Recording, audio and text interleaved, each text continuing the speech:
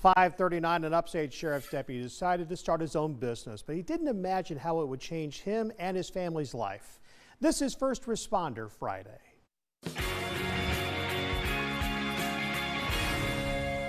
Anderson County Sheriff's Deputy Dalen Creamer was a natural for the job. We have a long history in my family. Either you go in the military or you're in law enforcement, so I knew I automatically was going into law enforcement. I got tired of moving around so much with the military.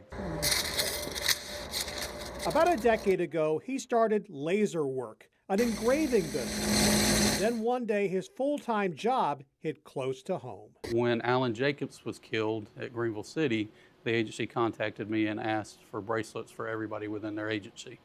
I told them I didn't feel that was right for businesses to make money off of bracelets.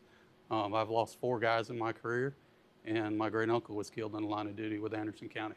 So it's personal to me.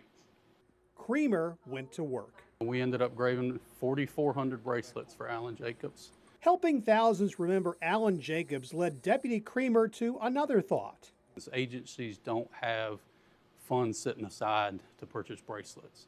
So I decided to start a 501c3 nonprofit. Those bracelets show up in the oddest places, like the one he saw at his own sheriff's office, worn by a man in honor of a famous Navy SEAL and sniper. I make it a point if I see a bracelet to ask, and come to find out it was Chris Kyle's.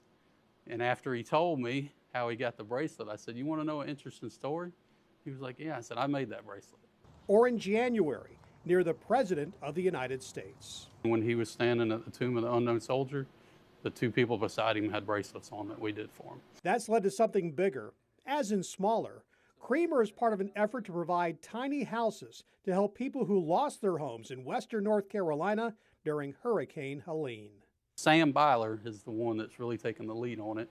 He had a goal of 100. And from my understanding, we're over 500 so far that have been delivered. But the demand for those tiny bracelets keeps going. It's hard. I had a mother of, her daughter was killed last month. And she called me, and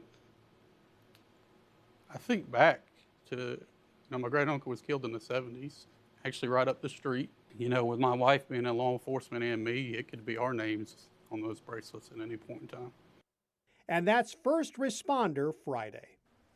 Dalen Creamer is head of internal affairs for the Anderson County Sheriff's Office. His wife Ashley is an investigator. You can learn more about their memorial bracelets in this story on WSPA.com.